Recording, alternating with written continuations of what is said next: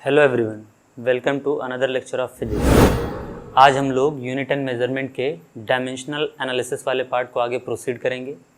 ये unit and measurement का 4th lecture है। इससे पहले इस चैप्टर के 3 लेक्चर्स आ चुके हैं। अगर अभी तक आप उन वीडियोस को नहीं देख पाए हैं तो आपको लिंक डिस्क्रिप्शन में मिल जाएगा या आप ऊपर आई बटन पर क्लिक कर भी उन वीडियोज़ को देख सकते हैं। तो चलिए हम लोग आगे प्रोसीड करते हैं। देखिए, पिछले लेक्चर को अगर आपने देख लिया हो तो उसके लास्ट तक हम लोग डायमेंशन का इंट्रोडक्शन ले चुके थे। डायमेंशनल फार्मूले क्यों लाए गए, फोरियर ने क्यों उनको इंट्रोड्यूस किया, इसके बारे में हम लोगों ने वहाँ डिस्कस किया था और कई सारे डायमेंशनल फार्मूले हमने निकालने भी सीखे थे। अब हम लोग को डायमेंशन के कुछ और बेसिक रूल्स समझने हैं जिससे हम डायमेंशन के हर टाइप के क्वेश्चंस को क्या कर पाएँ, सॉल्व कर पाएँ। तो सबसे पहले तो हम लोग को ये समझना है कि डायमेंशंस के कौन कौन से रूल हम लोग को जान लेने चाहिए ताकि हम क्वेश्चन में कोई भी मिस्टेक ना करें। ठीक, तो देखिए, डायमेंशनल एनालिसिस के अपने कुछ एक बेसिक रूल्स होते हैं जिनको आपको सीख कर रखना चाहिए और उनके बारे में हम लोग देखते हैं एक एक कर। सबसे पहला चीज dimensional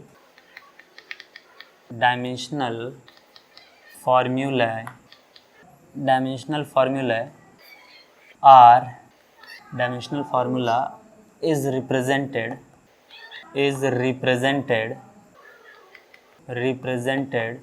in square bracket।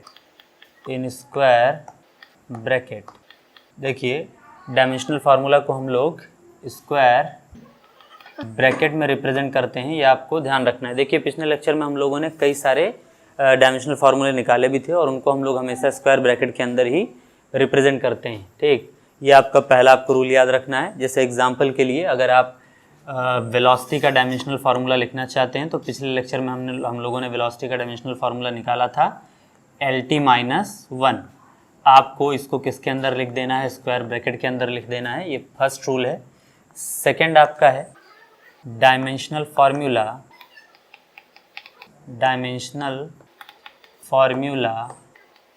never represented in ratio form. आप डायमेंशनल फार्मूला को रेशियो फॉर्म में कभी भी रिप्रेजेंट नहीं करेंगे। इसका मतलब क्या है, एक एग्जांपल से हम लोग समझ लेते हैं। मान लीजिए आप डेंसिटी का डायमेंशनल फार्मूला निकालना चाहते हैं तो डेंसिटी इज इक्वल टू होता है मास अपॉन वॉल्यूम। पिछले लेक्चर में हमने इसको भी डिस्कस किया था और उसके बाद मास अपॉन वॉल्यूम से आप इसका डायमेंशनल फार्मूला निकाल सकते हैं। मास के लिए हमने डायमेंशनल फार्मूला क्या डिसाइड किया है, m, और आपके वॉल्यूम का जो डायमेंशनल फार्मूला आया था वो क्या आया था, L³ आया था। ठीक, तो अब आप देखें डायमेंशनल फार्मूला m/L³ आ चुका है, लेकिन डायमेंशन का ये रूल है कि आप कभी भी डायमेंशनल फार्मूले को रेशो के फॉर्म में रिप्रेजेंट नहीं करेंगे। यानी कि आपको इस L³ को ऊपर ले ही जाना होगा। जब आप इसको ऊपर ले जाएंगे तो आपको पावर का नेचर चेंज करना होगा, क्योंकि यहाँ पावर +3 है तो ऊपर इसका पावर क्या होगा, -3 होगा। यानी कि आपका डायमेंशनल फार्मूला होगा ml की पावर -3। तो ये आपका सेकंड बेसिक रूल है जो आपको याद रखना है। डायमेंशनल फार्मूलाज जो होते हैं वो हमेशा नॉन रेशो फॉर्म में लिखे जाते हैं। यानी कि अगर अपॉन में कुछ भी आ रहा है तो उसको आप हमेशा ऊपर लेकर जाएं, भले उसके पावर को आपको नेगेटिव ही क्यों ना करना पड़े। जैसे यहाँ पर हमने L³ को कहाँ रिप्रेजेंट किया है, ऊपर, क्योंकि आप रेशो के फॉर्म में डायमेंशनल फार्मूला रिप्रेजेंट नहीं करेंगे। ठीक, अगला जो आपको बेसिक रूल सीखना है थर्ड, वो ये है the physical quantities have same dimensional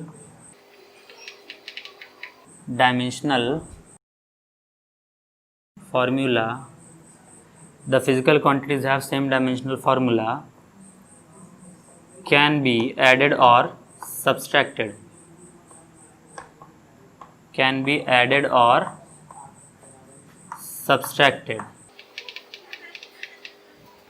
This rule is known as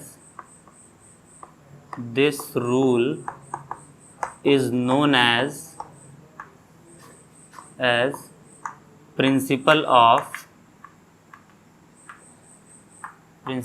of homogeneity.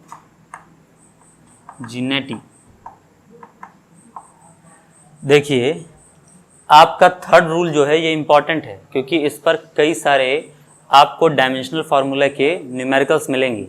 देखिए थर्ड रूल क्या कहता है, सिर्फ आप उन्हीं फिजिकल क्वांटिटीज को ऐड या सब्सट्रैक्ट कर सकते हैं जिनके डायमेंशनल फार्मूला आपस में क्या होंगे, बराबर होंगे। कहने का मतलब क्या है कि अगर आपके पास एक फिजिकल क्वांटिटी ए है और दूसरा फिजिकल क्वांटिटी बी है और आप दोनों को ऐड करना चाहते हैं, तो उनको आप तभी आपस में ऐड या सब्सट्रैक्ट कर सकते हैं जब उनका जो आपका डायमेंशनल फार्मूला होगा वो क्या होगा, सेम होगा। ठीक, तो इस रूल के अकॉर्डिंग हम कई सारे बेसिक रूल्स डायमेंशनल फार्मूला के सीख सकते हैं। इसको आप एक एग्जांपल से समझने की कोशिश करिए। जैसे मान लीजिए कि हमारे पास एक इक्वेशन लिखा है x बराबर a प्लस बी, ये आपका लिखा हुआ है। तो प्रिंसिपल ऑफ होमोजेनिटी के अकॉर्डिंग क्या होना चाहिए, अगर ये ऐड और सब्सट्रैक्ट हुए हैं तो इन दोनों का डायमेंशनल फार्मूला क्या होगा, सेम होगा। यानी कि डायमेंशनल फार्मूला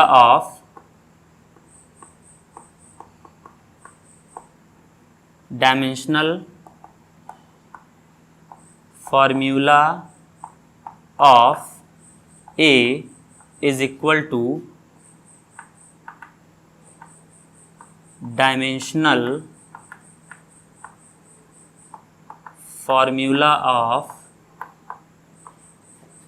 ऑफ B। यानी कि डायमेंशनली अगर देखा जाए तो A और B एक दूसरे के इक्वल होंगे, और क्योंकि मैथमेटिक्स से कहता है कि LHS इक्वेशन हमेशा RHS के इक्वल होता है, तो अब आप इसको ऐसे भी लिख सकते हैं डायमेंशन के फॉर्म में, या डायमेंशनली आप इस इक्वेशन को देखिए आप कैसे रिप्रेजेंट कर सकते हैं। आप चाहें तो डायमेंशनली इस इक्वेशन को इस तरीके से दिखा सकते हैं, x जो होगा वो डायमेंशनली a के इक्वल होगा, x जो होगा वो डायमेंशनली b के भी इक्वल होगा, और आपका डायमेंशनली a भी किसके इक्वल होगा, b के इक्वल होगा। ठीक, तो ये बेसिक रूल है। यानी कि अगर कोई भी फिजिकल क्वांटिटी ऐड या सब्सट्रैक्ट की जा रही है तो वो डायमेंशन के फॉर्म में या डायमेंशनली उनको आप आपस में इक्वल दिखा सकते हैं। प्रिंसिपल ऑफ होमोजेनिटी यही कहता है कि वही फिजिकल क्वांटिटीज आपस में ऐड या सब्सट्रैक्ट हो सकते हैं जिनको आप डायमेंशन के फॉर्म में सेम रखेंगे। यानी कि a और b का डायमेंशन सेम था, इसीलिए लोग आपस में ऐड हो पाए। अगर इनके डायमेंशंस अलग अलग होते तो इनको कभी भी आप ऐड नहीं कर पाएंगे। ये आपके प्रिंसिपल ऑफ होमोजेनिटी का क्या है, रूल है। ठीक है ना, ये पॉइंट अच्छे से याद रखेंगे तो ये आपको अच्छे क्वेश्चंस करने में हेल्प कर सकते हैं।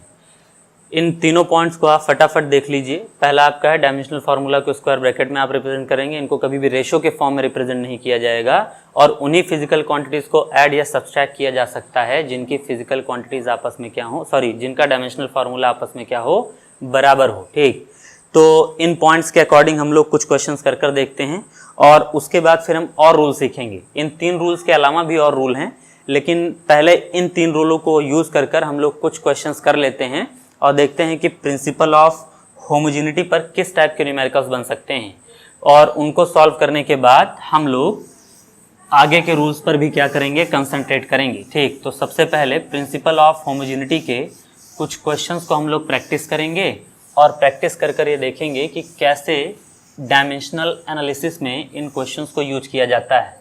जैसे पहला एक क्वेश्चन आप देखिए, यहाँ पर आपके पास एक क्वेश्चन है, velocity is equal to 80 plus bt square plus c by d minus t, ये क्वेश्चन है। और आगे वो कह रहा है where a, b, c and d are constants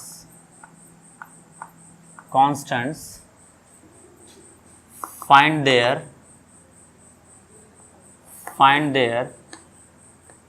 dimensional formula।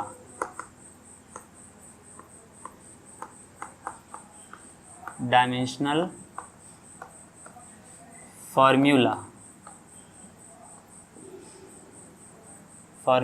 ठीक। और यहाँ पर आपको ये भी ध्यान रखना है कि आपका v जो है वो वेलोसिटी है और t जो है वो क्या है, आपका टाइम है, ठीक। इतनी चीज़ों को ध्यान में रखते हुए इस क्वेश्चन को हम लोग सॉल्व करने की कोशिश करते हैं। देखिए, इसमें आपको प्रिंसिपल ऑफ होमोजेनिटी को अप्लाई करना है और इस क्वेश्चन को सॉल्व करना है। ऐसे टाइप के क्वेश्चन आएंगे तो आप कैसे करेंगे? देखिए, सबसे पहले उस इक्वेशन को आप लिख लीजिए जिससे आपको एक आइडिया लगे कि इस क्वेश्चन को करना कैसे। v बराबर AT plus BT square plus C by D minus T। चलिए यहाँ पर ध्यान दीजिए, आपको यहाँ पर इनको पार्ट्स में डिवाइड कर लेना है। देखिए, हम सभी जानते हैं कि होमोजेनिटी के प्रिंसिपल से ऐड और सब्सट्रैक्ट होने वाले लोग डायमेंशन में इक्वल होते हैं और LHS का डायमेंशन RHS के इक्वल होता है।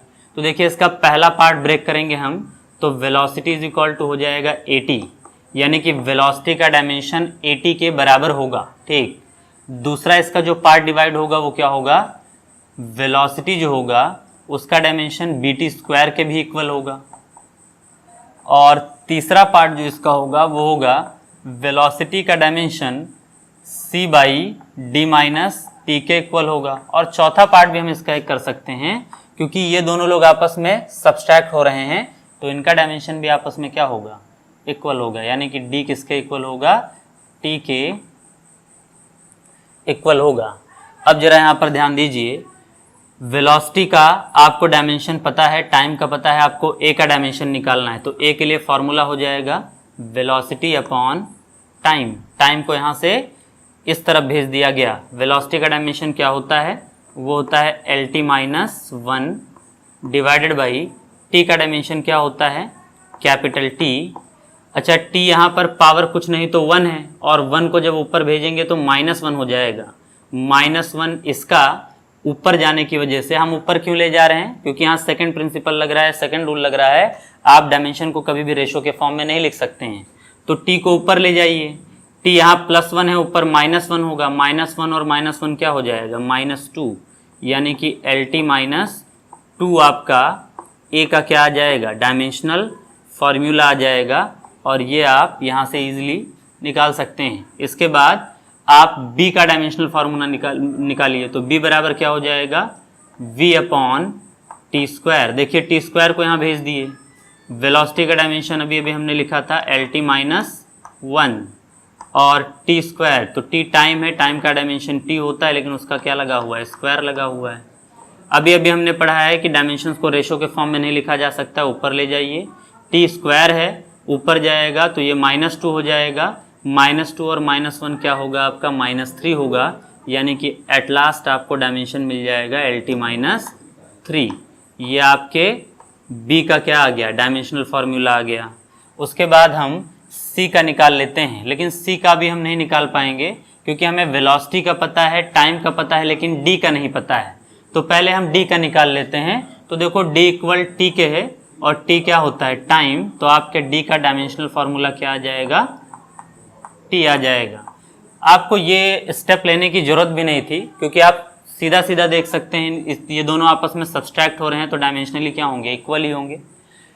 तो यहाँ पर आपका डायमेंशनल फार्मूला आपको D का भी मिल चुका है। अब आ जाइए यहाँ पर, आपको C का डायमेंशन निकालना है। तो C का डायमेंशन इक्वल होगा, इसको वहाँ मल्टीप्लाई कर दीजिए, तो वेलोसिटी इंटू में D माइनस T, क्योंकि ये वाला पार्ट यहाँ मल्टीप्लाई होगा जाकर।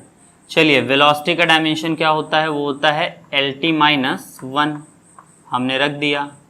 उसके बाद देखिए, LT माइनस 1 के बाद ब्रैकेट के अंदर D का डायमेंशन क्या निकाल कर लाए हैं अभी अभी, square bracket T minus T का डायमेंशन क्या होता है, कैपिटल T ही होता है स्क्वायर ब्रैकेट के अंदर, और आपका होल ब्रैकेट क्या कर दिया जाएगा, क्लोज।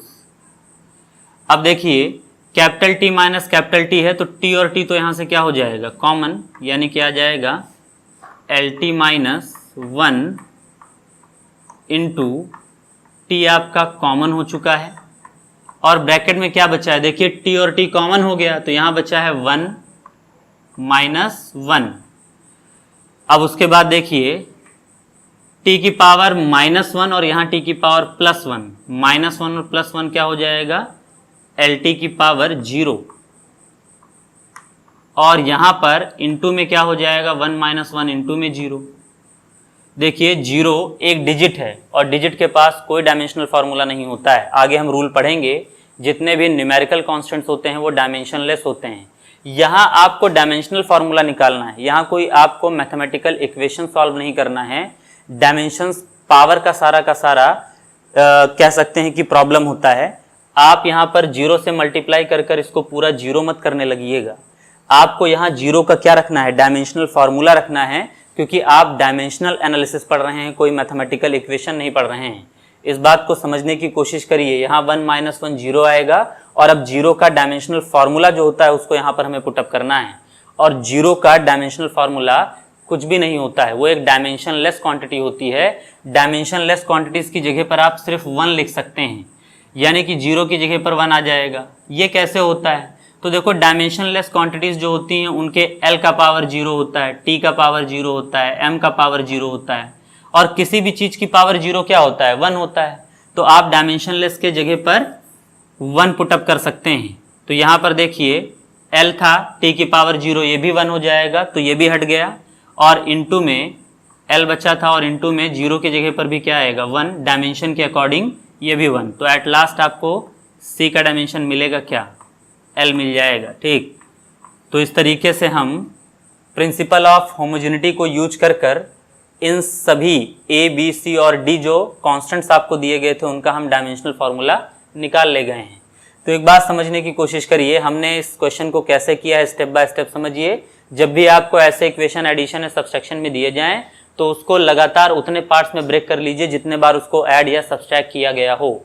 सबसे पहले आपका वेलोसिटी AT के इक्वल हो जाएगा, दूसरा पार्ट आपका वेलोसिटी BT स्क्वायर के इक्वल हो जाएगा, तीसरा पार्ट वेलोसिटी पूरे के इक्वल हो जाएगा, और साथ ही साथ DT के इक्वल हो जाएगा, क्योंकि ये भी सब्सट्रैक्ट हो रहा है ना, ये उसके अंदर है। तो ऐसा मत समझिए कि आप इसको इक्वल नहीं दिखा सकते हैं, आप उसको अलग से दिखा सकते हैं। और हमने फिर सबके डायमेंशंस को पुट कर जिन लोगों का नहीं पता था उनको क्या कर लिया है, निकाल लिया है। ठीक, इस तरीके से आप यहाँ पर यूज कर सकते हैं। अच्छा, यहाँ पर एक ऐसा रूल यूज हुआ है जो अभी तक मैंने आपको नहीं बताया है, न्यूमेरिकल कांस्टेंट्स, यानी कि जैसे 0 जैसे न्यूमेरिकल वैल्यूज जो होते हैं 0, 1, 2, 3, 4, 5, पाई है ना, पाई भी 22/7 लिया जाता है या 3.14 लिया जाता है।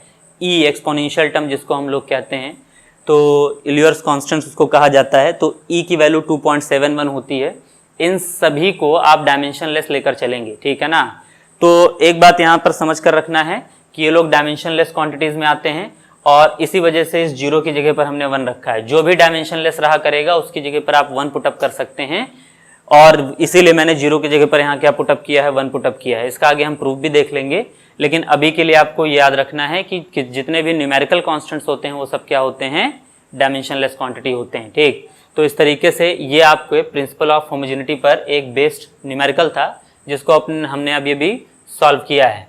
तो आप अगर इस न्यूमेरिकल का स्क्रीनशॉट लेना चाहें तो इसको ले लीजिए। इसके बाद हम लोग एक और एग्जाम्पल करते हैं प्रिंसिपल ऑफ होमोजेनिटी पर बेस, ताकि आप इस कंसेप्ट को और अच्छे से क्या कर पाएं, पिक कर पाएं। ठीक, तो अगला क्वेश्चन आपके प्रिंसिपल ऑफ होमोजेनिटी पर क्या है, एक फेमस क्वेश्चन हम लोग कर देख लेते हैं। Van der Waals gas equation, 1 mole के लिए van der Waals gas equation जो होता है रियल गैसेस के लिए होता है P + A/V², अगले ब्रैकेट में V - B, और इक्वल टू किसके होता है, RT के। ठीक, और अगर ये इक्वेशन आपके पास है तो उसके बाद आपसे पूछा क्या गया है, find dimensional formula of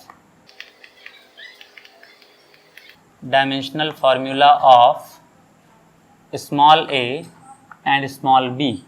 small a और स्मॉल b को वॉन डेर वाल कांस्टेंट कहा जाता है। और देखिए इस फॉर्मूले में कौन क्या है, अगर आपको ये नहीं पता रहेगा तो आप वैल्यू कैसे पुटअप करेंगे। इसमें P प्रेशर है, V वॉल्यूम है, ये वाला V भी वॉल्यूम है, R आपका यूनिवर्सल गैस कांस्टेंट है और आपका T जो है एब्सोल्यूट टेम्परेचर है।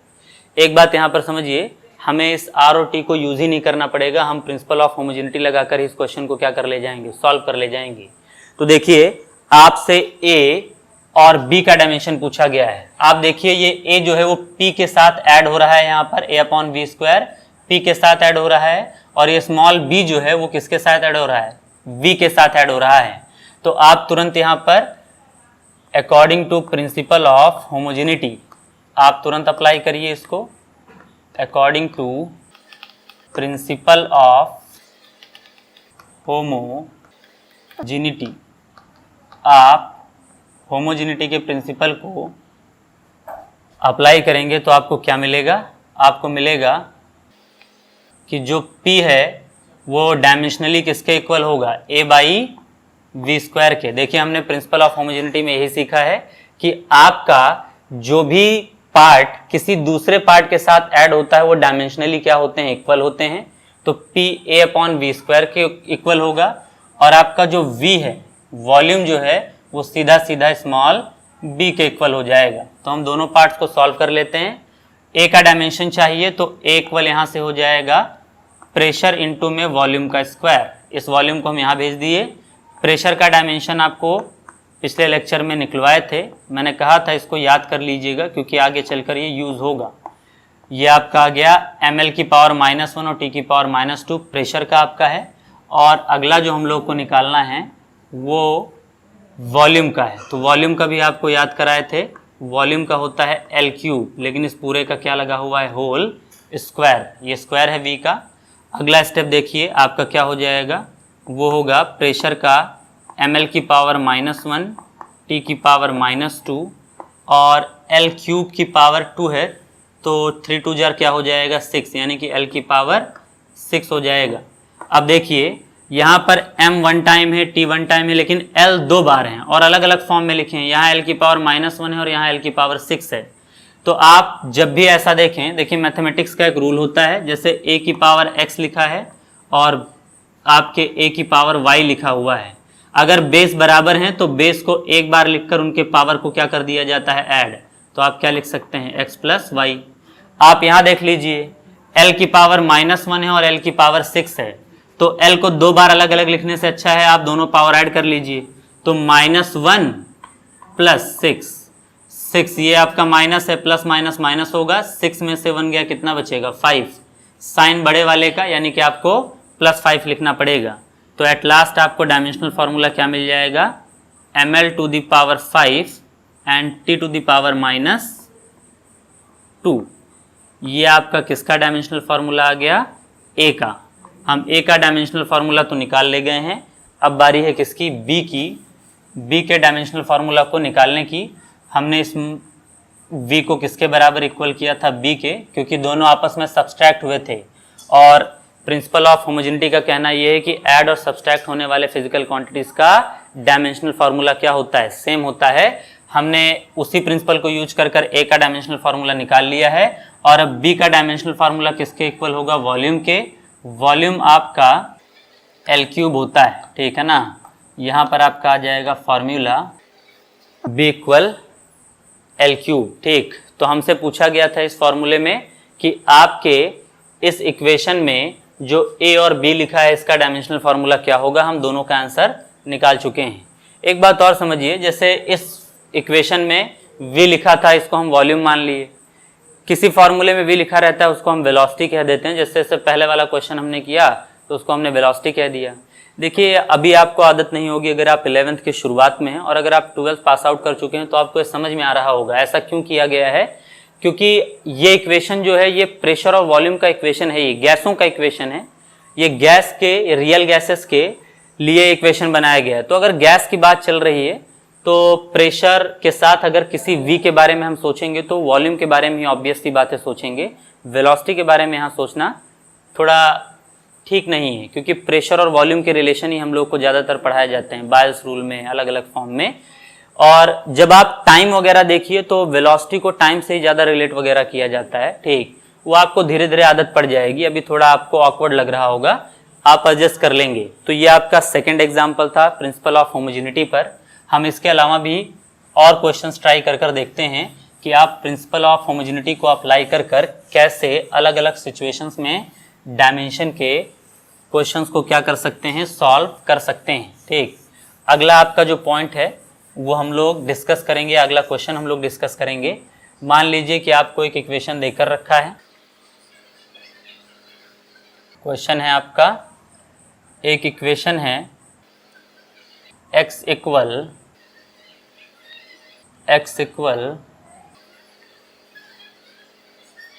3 alpha t square minus 2 beta t plus gamma. तो हमारे पास एक इक्वेशन है x equal 3 alpha t square minus 2 beta t plus gamma, where x is equal to distance. आपका x क्या है, डिस्टेंस है, t is equal to time and alpha comma beta and gamma are constants, find their dimension। चलिए फिर से वही rule, सबसे पहले यहाँ देखिए ऐड सब्सट्रैक्ट सब हुआ है, इक्वेशन को आप लिख लें, x बराबर 3 अल्फा टी स्क्वायर, ये आपका इक्वेशन है, minus 2 beta t plus gamma. तो सबसे पहला पार्ट इस इक्वेशन का क्या होगा, वो होगा x equal 3 alpha t square. दूसरा पार्ट क्या होगा, वो होगा x इक्वल 2 बीटा टी, और तीसरा होगा x इक्वल गैमा। ठीक, अब यहाँ पर देखिए आपको अल्फा का डायमेंशन निकालना है, तो अल्फा इज इक्वल टू क्या हो जाएगा, x बाई 3t स्क्वायर। देखिए 3t को यहाँ भेज दीजिए क्योंकि आपको अल्फा का डायमेंशन निकालना है। x आपका डिस्टेंस दिया गया और डिस्टेंस का डायमेंशन क्या होता है, l होता है। 3 है और आपका t स्क्वायर टाइम है, तो टाइम का आपका स्क्वायर, और सॉरी 3 आपका एक डायमेंशनलेस क्वांटिटी होता है। देखिए अभी मैंने आपको बताया था कि जितने भी न्यूमेरिकल कांस्टेंट्स होते हैं वो सब डायमेंशनलेस क्वांटिटी होते हैं। तो आप 3 को यहाँ पर डायमेंशन के फॉर्म में नेग्लेक्ट कर दीजिए, न्यूमेरिकल वैल्यू जो भी रहा करे उसको आप एज इट इज छोड़ दिया करिए और आगे आप t पर बढ़ जाइए। t आपका टाइम है और टाइम का जो डायमेंशनल फार्मूला होता है वो क्या होता है, t होता है, और t की पावर यहाँ 2 है तो इसको t स्क्वायर लिख देंगे। लेकिन हमने रूल सीखा है कि डायमेंशंस को हम रेशो में नहीं छोड़ सकते हैं, तो इसको ऊपर ले चलिए, डायमेंशनल फार्मूला हो जाएगा L2 की पावर -2, क्योंकि यहाँ t प्लस में है ऊपर जाएगा -2 हो जाएगा। तो ये आपका आ गया अल्फा का डायमेंशनल फार्मूला। अब आपको बीटा निकालना है, तो यहाँ से बीटा इज इक्वल टू क्या हो जाएगा, x बाई 2t। फिर वही बात, आप x का डायमेंशनल फार्मूला रखें, x का डायमेंशनल फार्मूला क्या है, l है, अपॉन में 2 तो आपका न्यूमेरिकल कांस्टेंट है उसको बाहर करिए, और t क्या होता है आपका टाइम, तो टाइम का dimensional formula capital T। Ratio के फॉर्म में लिख नहीं सकते हैं तो t ऊपर जाएगा, यहाँ t प्लस में है ऊपर क्या हो जाएगा माइनस में, तो आपका फार्मूला आ गया LT-1। ये आपके किसका फार्मूला आ गया, डायमेंशनल बीटा का। इसके बाद आपको गैमा का फार्मूला निकालना है, gamma is equal to x, और x आपका क्या बताया गया है, डिस्टेंस, और डिस्टेंस का डायमेंशनल फार्मूला क्या होता है, l। तो गैमा का डायमेंशनल फार्मूला क्या आ गया आपका, l आ गया। ठीक है ना। तो इस तरीके से देखिए हम प्रिंसिपल ऑफ होमोजेनिटी को यूज कर क्या बता पाए हैं, अल्फा बीटा और गैमा के डायमेंशनल फार्मूले बता पाए हैं। तो आप किसी भी फॉर्म में प्रिंसिपल ऑफ होमोजेनिटी को यूज कर इजीली क्या कर सकते हैं, अलग अलग फिजिकल क्वांटिटीज के डायमेंशनल फार्मूले बता सकते हैं। ठीक है ना, ये बात आप ध्यान रखिएगा। प्रिंसिपल ऑफ होमोजेनिटी को सिर्फ यही नहीं, आप जहाँ चाहे वहाँ यूज कर सकते हैं, न्यूमेरिकल्स आपके इजीली सॉल्व हो जाएंगे। ठीक, इसके बाद हम लोग क्या देखें, या अगले कुछ रूल हम लोग सीख लें। मैंने आपको 3 रूल अभी तक बता दिए हैं, 3 के बाद आगे के कुछ रूल्स पर हम लोग प्रोसीड करते हैं, और फिर उनके ऊपर भी हम लोग कुछ न्यूमेरिकल सॉल्व कर देखेंगे, ताकि आप ये समझ सकें कि डायमेंशंस के न्यूमेरिकल किस तरीके से सॉल्व होंगे। अगला रूल, आपको 3 रूल बताए थे, 4th रूल हम लोग देख सकते हैं यहाँ पर, ठीक है ना। The physical quantities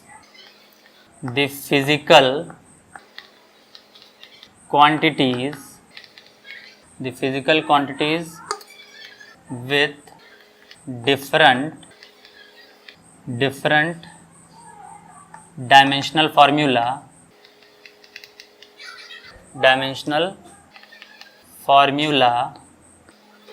can be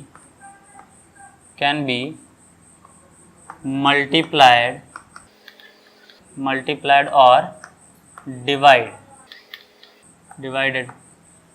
तो देखिए ये पॉइंट क्या है, वो फिजिकल क्वांटिटीज जिनके डायमेंशनल फार्मूला इक्वल ना हो उनको आप चाहें तो ऐड भी कर सकते, उनको चाहें तो आप मल्टीप्लाई भी कर सकते हैं और चाहें तो क्या कर सकते हैं, डिवाइड भी कर सकते हैं। जरा रूल समझ लीजिए, आपने इससे पहले रूल सीखा है कि जिन फिजिकल क्वांटिटीज का डायमेंशनल फार्मूला सेम होता है उन्हीं को आप ऐड या सब्सट्रैक्ट कर सकते हैं, लेकिन मल्टीप्लाई करने के लिए ऐसा कोई बाउंडेशन नहीं है। अगर आपके फिजिकल क्वांटिटी के डायमेंशनल फार्मूले सेम हैं तो आप उनको मल्टीप्लाई और डिवाइड कर सकते हैं, और सेम नहीं है तो भी आप उनको डिवाइड और मल्टीप्लाई कर सकते हैं। मतलब डिवीजन मल्टीप्लिकेशन के लिए ऐसा कोई भी बाउंडेशन नहीं है कि आपके फिजिकल क्वांटिटी का डायमेंशनल फार्मूला सेम होना ही चाहिए, लेकिन एडिशन और सब्सट्रैक्शन के लिए बाउंडेशन है। तो याद रखिएगा कि अगर आप 2 फिजिकल क्वांटिटीज को ऐड करना चाहते हैं तो ऐड करने के लिए उनका डायमेंशनल फार्मूला क्या होना चाहिए, सेम। सब्सट्रैक्ट करना चाहते हैं तब भी उनका डायमेंशनल फार्मूला क्या होना चाहिए, सेम। लेकिन अगर आप क्या करना चाहते हैं, डिवाइड या मल्टीप्लाई, तो उनका डायमेंशनल फार्मूला सेम हुआ तो भी वो डिवाइड और मल्टीप्लाई हो सकते हैं, और अगर नहीं हुआ तब भी आप उनको इजीली क्या कर सकते हैं, डिवाइड कर सकते हैं और मल्टीप्लाई कर सकते हैं। ठीक, ये बात आप ध्यान में रखिएगा, ठीक है ना। ये आपका 4th रूल है। 5th रूल आपको सीखना है, एवरी न्यूमेरिकल कांस्टेंट्स have या every numerical constants are dimensionless quantity।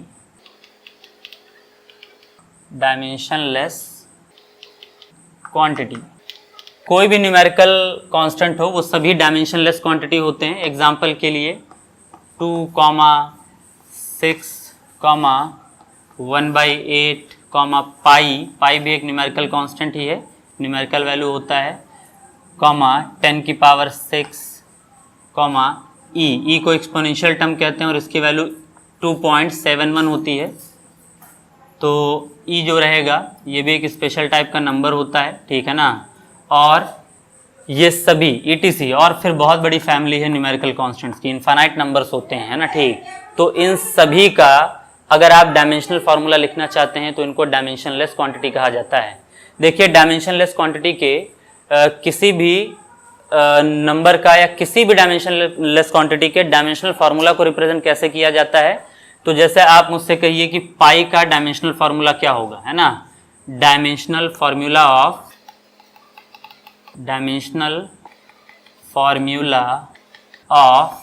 पाई। तो देखिए पाई एक न्यूमेरिकल कांस्टेंट है, यानी कि एक डायमेंशनलेस क्वांटिटी होगा। तो पाई का डायमेंशनल फार्मूला आप लिख सकते हैं m की पावर 0, l की पावर 0, t की पावर 0। आप चाहें तो एम्पियर यानी कि a की पावर भी 0 यहाँ लगा सकते हैं, क्योंकि कोई मतलब नहीं बनता है। अच्छा, किसी भी चीज़ की पावर 0 1 होता है तो यहाँ 1 रखेंगे, यहाँ 1 रखेंगे, यहाँ 1 रखेंगे, सभी 1 का मल्टीप्लिकेशन भी क्या आएगा, 1 ही आएगा। तो चाहे तो आप पाई का डायमेंशनल फार्मूला ऐसे दिखा सकते हैं, m की पावर 0, l की पावर 0 और t की पावर 0, चाहे तो उसकी जगह पर सिंपली क्या लिख सकते हैं, 1। डायमेंशनलेस क्वांटिटीज के जगह पर आप 1 इजीली पुट कर सकते हैं, और चाहे तो ये लिखिए आप, और इसको लिखने का भी कोई मतलब है नहीं, क्योंकि इनकी पावर 0 है, तो किसी के साथ ऐड या सब्सट्रैक्ट करोगे तो कोई फर्क नहीं पड़ेगा। आपको याद रखना है कि किसी भी डायमेंशनलेस क्वांटिटी के डायमेंशंस को रिप्रेजेंट करने का ये थोड़ा तरीका होता है। तो आपको 5वां रूल याद रखना है कि every numerical constants are dimensionless quantity. ठीक, तो डायमेंशनलेस क्वांटिटीज होते हैं कोई भी न्यूमेरिकल कांस्टेंट्स, ये आप याद रखिएगा। आगे हम लोग देखते हैं 6th rule, the physical quantities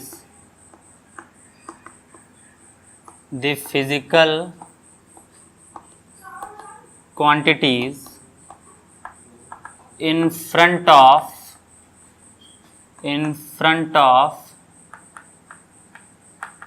trigonometric ratios are dimensionless.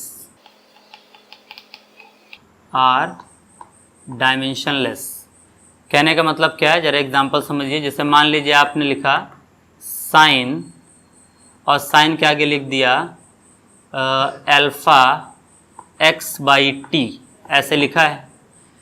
या आपने लिख दिया है, हम मान लीजिए कॉस इनवर्स और यहाँ लिख दिया 2t अपॉन बीटा, ऐसे कुछ भी लिख दिया है ना। तो देखिए sine cos tan caught in सब के सामने जो भी वैल्यू लिखी रहेगी उसको आप डायमेंशनलेस ले सकते हैं। मतलब आप alpha into x by T को क्या लिख सकते हैं, 1 लिख सकते हैं, क्योंकि ये क्या है, डायमेंशनलेस क्वांटिटी है। आप 2t बाई बीटा को भी क्या लिख सकते हैं, डायमेंशनलेस, यानी कि क्या 1 लिख सकते हैं, क्योंकि ये भी क्या है, डायमेंशनलेस क्वांटिटी है। ठीक है ना। तो आप साइन कॉस टैन के आगे लिखे गए चीज़ों को भी डायमेंशनलेस मान सकते हैं। अच्छा, इनको डायमेंशनलेस क्यों माना जाता है, क्योंकि आप सभी जानते हैं कि किसी भी ट्रिग्नोमेट्रिक रेशियोज के जो आगे अप्लाई कर चीज़ें बता सकते हैं। और आपका 7th रूल यहाँ पर लिख लेते हैं हम लोग, ये एग्जाम्पल आप ध्यान रखिएगा। इसके बाद हम लोग 7th रूल की तरफ बढ़ जाते हैं। 7th रूल आपका है द फिजिकल क्वांटिटीज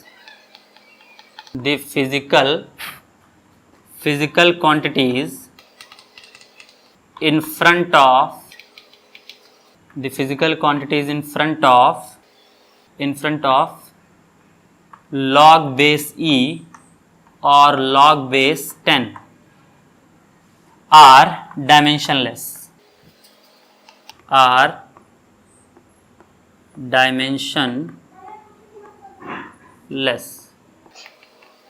तो देखिए, जैसे आपके सामने log base e को कई लोग ln भी लिखते हैं। तो जैसे आपका लिखा है ln x t by z, ये लिखा हुआ है ln के आगे। या मान लीजिए किसी ने बेस ई पर ना लिखकर बेस 10 पर लिख दिया है, कोई फर्क नहीं पड़ता। log बेस 10 मान लो लिखा हुआ है 2 थीटा अपॉन x। तो log के आगे लिखे हुए डिजिट्स भी क्या होते हैं, डायमेंशनलेस होते हैं। यानी कि आप लिख सकते हैं x by t, x into t by z is equal to क्या 1, क्योंकि ln के या log बेस ई के आगे लिखा हुआ नंबर भी या फिजिकल क्वांटिटीज का ग्रुप भी क्या होता है, आपका डायमेंशनलेस होता है। उसी तरीके से यहाँ पर भी क्या आ जाएगा, 2 theta upon x is equal to क्या 1 लिख सकते हैं। ये आपका 7th रूल है। तो देखिए 4 रूल्स आपको क्या समझ में आए। ठीक, कौन कौन से रूल, तो जरा ध्यान दीजिए कि आपको 4th रूल ये सीखना है कि किसी भी फिजिकल क्वांटिटी को आप मल्टीप्लाई कर सकते हैं, आप डिवाइड कर सकते हैं, चाहे वो डायमेंशनली इक्वल हो चाहे ना हो। प्रिंसिपल ऑफ होमोजेनिटी सिर्फ एडिशन और सब्सट्रैक्शन के लिए अप्लाई होता है, डिवीजन और मल्टीप्लिकेशन के लिए नहीं। यानी कि फिजिकल क्वांटिटी की डायमेंशन बराबर हो चाहे ना हो, आप उन फिजिकल क्वांटिटीज को इजीली मल्टीप्लाई भी कर सकते हैं और डिवाइड भी कर सकते हैं। बस अगर आपको ऐड या सब्सट्रैक्ट करना है तो आपको इस बात का ख्याल रखना पड़ेगा कि उन फिजिकल क्वांटिटीज के डायमेंशन आपस में क्या रहें, बराबर रहें। ठीक, तो ये बात तो पहला पॉइंट हो गया। फिर every numerical constants are dimensionless quantity. कोई भी न्यूमेरिकल कांस्टेंट हो, यानी कि न्यूमेरल वैल्यू हो, तो वो डायमेंशनलेस होगा। क्योंकि देखिए डायमेंशंस का मतलब आप समझते हैं ना, जिनके मेजरमेंट कर हम उनमें कुछ ना कुछ चेंजेस ला सकें। भाई किसी भी बेंच का लेंथ जो है आप मेजर कर सकते हैं। इस लेंथ के पास एक क्वांटिटी है जिसको मेजर किया जा सकता है। इसके लेंथ को इंक्रीज या डिक्रीज भी किया जा सकता है, लेकिन आप 2 के अंदर ऐसा कुछ भी क्वालिटी नहीं पाएंगे। आपसे मैं जितनी बार 2 कहूंगा आप 2 के बारे में ही सोचेंगे, उसकी जगह पर 5 या 6 नहीं लिखेंगे। तो जिस चीज में कोई चेंज होने वाला नहीं है उसका हम मेजरमेंट ही क्यों करेंगे। भाई मेजरमेंट तो उसका किया जाता है ना जिसमें हमें उम्मीद हो कि इसकी वैल्यू कितनी होगी। भाई इस बेंच का, जैसे मेरे सामने एक बेंच रखी हुई और इसका लेंथ अगर मुझसे पूछा जाए तो मुझे इसको मेजर करना पड़ेगा। लेकिन अगर मुझसे कोई पूछे 2 क्या होता है, तो क्या मुझे 2 के लिए कोई मेजरमेंट करना पड़ेगा? जवाब है नहीं। मैं सिंपली बता सकता हूं कि 2 आपका इस सिंबल के फॉर्म में लिखा जाता है। तो जिस चीज का मेजरमेंट नहीं तो उसका डायमेंशन भी नहीं। तो जितने भी न्यूमेरिकल कांस्टेंट्स होते हैं वो सभी डायमेंशनलेस क्वांटिटी होते हैं, आपको याद रखना चाहिए। उसके बाद सारे के सारे ट्रिग्नोमेट्रिक रेशियोज के आगे उसके फ्रंट में लिखे हुए जो आपके फिजिकल क्वांटिटीज का एक ग्रुप रहेगा वो पूरा का पूरा ग्रुप क्या रहा करेगा, डायमेंशनलेस रहा करेगा। ऐसा क्यों? क्योंकि साइन कॉस टैन के आगे एंगल होता है और एंगल एक डायमेंशनलेस क्वांटिटी होती है। और उसके बाद आपको बताया गया कि लॉग के आगे कुछ भी लिखा हो, यानी कि जैसे आपका ln xt/z लिखा था या 2 θ/x लिखा था, तो ये सारी की सारी चीजें क्या होंगी, डायमेंशनलेस हुआ करेंगी, क्योंकि लॉग जो होता है वो हमेशा किसी ना किसी नंबर का लिया जाता है। तो इनफैक्ट इन सब को सॉल्व करने के बाद यहाँ कोई ना कोई न्यूमरल वैल्यू आनी चाहिए जो डायमेंशनलेस हो, जिसके पास डायमेंशन नहीं होना चाहिए। तो पक्की बात है इनको भी हम डायमेंशनलेस मान सकते हैं। ये पॉइंट्स इंपॉर्टेंट हैं। इन इंपॉर्टेंट पॉइंट्स को यूज कर हम आपके हर एक टाइप के कंपटीशन के न्यूमेरिकल्स को क्या कर सकते हैं, ट्राई कर सकते हैं। इन चारों पॉइंट्स पर हम लोग एक न्यूमेरिकल कर देखते हैं और फिर देखा जाए कि कैसे हम इन पॉइंट्स का यूज कर पाएंगे। ठीक, तो सबसे पहला न्यूमेरिकल हम लोग देखते हैं इस टॉपिक पर या इन 4 रूल्स पर। तो क्वेश्चन है, एक इक्वेशन है अपने पास p बराबर α/β e⁻⁻ αz/t, αz/t e की पावर में ये सब कुछ है ना। ठीक, where p is equal to pressure, p आपका प्रेशर है, z आपका डिस्टेंस है,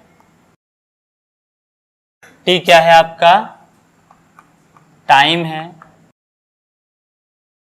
and alpha beta are constants.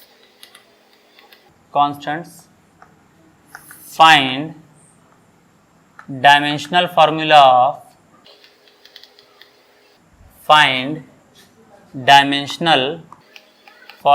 Of beta. हमसे बीटा का डायमेंशनल फॉर्मूला पूछ रहा है। ठीक, तो देखिए इस क्वेश्चन को आप लिखिए और इसमें सोचिए कि हम लोग क्या क्या कर सकते हैं। सबसे पहली बात, क्वेश्चन पर ध्यान दीजिए और आपको क्या क्या दिया और क्या पूछा है। देखिए P प्रेशर है, तो प्रेशर का डायमेंशनल फॉर्मूला हमें पता होता है। अल्फा कांस्टेंट है और उसका हमें पता नहीं है। बीटा को तो पूछ कर ही रखा है और E की पावर तो डायमेंशनलेस ही होगा। आपको अभी भी बताए हैं न्यूमेरिकल कांस्टेंट्स क्या होते हैं, डायमेंशनलेस क्वांटिटीज होते हैं। E की पावर में कुछ हो, पाई है या फिर ट्रिग्नोमेट्रिक रेशियोज हैं, सभी लोग डायमेंशनलेस माने जाते हैं। तो इस पूरी की जगह ये जो पूरा आपका लिखा हुआ है e⁻⁻ t, इसको इसके पूरे की जगह पर तो हम 1 लिख सकते हैं। तो ये तो पूरा हट गया। P आपको पता है, बीटा निकालना है, बस कहीं से अल्फा पता चल जाए तो आप इस न्यूमेरिकल को इजीली सॉल्व कर ले जाएंगे। एक बात थोड़ा समझिए, जब भी आप डायमेंशन के क्वेश्चंस कर रहे हो और आपको क्वेश्चन में अल्फा दिख जाए, E की पावर दिख जाए, आपको साइन कॉस टैन दिख जाए, लॉग दिख जाए, तो आप तुरंत समझ जाइए कि आपको शुरुआत वहीं से करनी चाहिए, तभी आप न्यूमेरिकल को आगे प्रोसीड कर पाएंगे। देखिए हम सभी ने पढ़ा है कि E की पावर या E पर जो भी वैल्यूज होते हैं वो सब डायमेंशनलेस होते हैं, यानी कि α/z/t एक डायमेंशनलेस क्वांटिटी होगी। ठीक है ना। अब डायमेंशनलेस क्वांटिटी होगी तो यहां से देखो अल्फा इज इक्वल टू क्या लिखा जा सकता है, t/z। ठीक है ना। अब आप साफ साफ देख सकते हैं कि t आपको टाइम देकर रखा है, तो टाइम का डायमेंशन क्या होता है, कैपिटल T होता है। उसके बाद आपको क्या देकर रखा है, नीचे z, और z क्या दिया गया, डिस्टेंस, और डिस्टेंस का क्या होता है, l होता है। तो आपको यहाँ से देखो l को ऊपर ले जाना है, यहाँ +1 है, ऊपर क्या हो जाएगा -1, l -1 कैपिटल T, ये क्या होगा आपका अल्फा का डायमेंशनल फार्मूला। लेकिन हमसे क्वेश्चन में अल्फा का डायमेंशनल फार्मूला नहीं पूछा है, हमसे किसका पूछा है, बीटा का। लेकिन हमें अल्फा चाहिए था, हम अल्फा निकाल ले गए हैं इस डायमेंशनलेस क्वांटिटी के हेल्प से। ठीक है ना। अब उसके बाद हम लोग इन सारे वैल्यूज को इस फॉर्मूले में पुट कर दें। अपने को प्रेशर पता है, अल्फा पता चल चुका है, बीटा आपको निकालना है, और e की पावर माइनस अल्फा z/t आपको खुद पता है कि ये पूरा का पूरा क्या है, डायमेंशनलेस है। सारे डायमेंशंस रख दीजिए। प्रेशर का dimension m l to the power -1 और t to the power -2। Alpha का डायमेंशन क्या होता है, अभी अभी हम निकाल चुके हैं, l टू द पावर -1 और आपका क्या t, और उसके बाद आपको बीटा का डायमेंशन निकालना ही है, बीटा का ही तो निकालना है, और इनटू में इस पूरे के जगह पर तो हम क्या लिख सकते हैं, डायमेंशनलेस, क्योंकि इसको डायमेंशनलेस हम लोगों ने कंसिडर कर ही तो क्या कैलकुलेट किया है, अल्फा का डायमेंशनल फार्मूला। चलिए बीटा निकालना है तो बीटा को इधर भेज दीजिए और इस डायमेंशनल फार्मूला को इधर, तो बीटा इक्वल हो जाएगा आपका L inverse T whole by m l to the power -1 और t टू द पावर -2।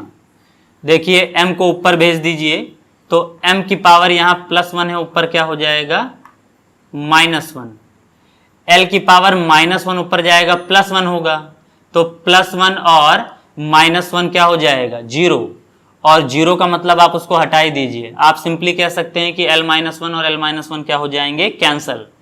अब बचा यहाँ पर क्या आपका t की पावर -2 ऊपर जाएगा क्या होगा +2 होगा। अच्छा यहाँ पर एक t ऐसे ही बचा हुआ है +1 में इस ब्रैकेट के अंदर, l से l कैंसिल हो गया है, m ऊपर गया है -1 बन गया है और आपका t है, और ये -t ऊपर जाएगा क्या हो जाएगा +t, यानी कि क्या हो जाएगा t²। अब आप इसको देखें तो हो जाएगा m की पावर -1 और t की पावर 2 और 1, ये क्या हो जाएगा t की पावर 3। तो बीटा का डायमेंशनल फार्मूला क्या आ गया, m इनवर्स और आपका t³, ये आपका बीटा का क्या है डायमेंशनल फार्मूला है। तो इस तरीके से देखिए जो आपको 4 बेसिक रूल मैंने और सिखाए हैं डायमेंशनल फार्मूला के, उसको यूज कर आप ऐसे टाइप के न्यूमेरिकल्स भी क्या कर सकते हैं, सॉल्व कर सकते हैं।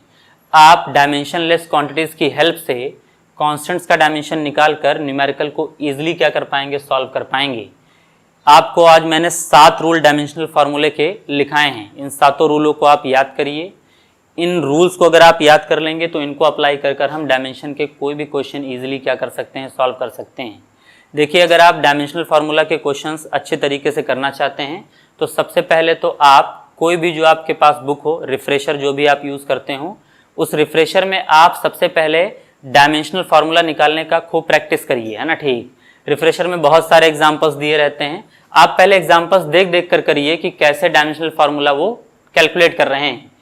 अगर आपको उसमें दिक्कत होती है तो आप पिछला लेक्चर विजिट करें और वहाँ देखें कि मैंने कैसे फिजिकल क्वांटिटीज़ को एक दूसरे से रिलेट कर डायमेंशनल फार्मूलों को आपके सामने सॉल्व किया है। उसको आप रिवाइज करिए, बहुत सारे एग्जाम्पल सॉल्व करिए और उसके बाद इस लेक्चर के इन 7 पॉइंट्स को क्या करिए, रिवाइज करिए। इन 7 पॉइंट की हेल्प से हम लोग किसी भी टाइप के डायमेंशनल फार्मूला के न्यूमेरिकल को क्या कर सकते हैं, सॉल्व कर सकते हैं। अगले लेक्चर में हम लोग इससे भी आगे के क्वेश्चन थोड़े प्रैक्टिस करेंगे और देखेंगे कि इन 7 रूल को यूज़ कर हम और कितने टफ क्वेश्चन सॉल्व कर पाएंगे। इसके बाद जब हम इसके क्वेश्चन या इसके न्यूमेरिकल प्रैक्टिस कर लेंगे तो हम एप्लीकेशन ऑफ डायमेंशनल फार्मूला पर आ जाएंगे। इसके 3 एप्लीकेशन हैं, उन तीनों एप्लीकेशन को हम लोग ईजिली सॉल्व करेंगे और देखेंगे कि कैसे डायमेंशनल फार्मूला आपको अलग अलग एप्लीकेशंस यानी कि अलग अलग यूजेस देता है। ठीक, तो आज के लेक्चर के लिए इतना रखते हैं। इन 7 रूल को अच्छे से रिवाइज करिएगा, अच्छे से आप स्टडी करिए और ज़्यादा से ज़्यादा क्वेश्चंस की प्रैक्टिस करिए अगर आपको अपनी फिजिक्स अच्छी करनी है तो। अगले लेक्चर में मिलेंगे हम लोग, आज के लिए इतना ही।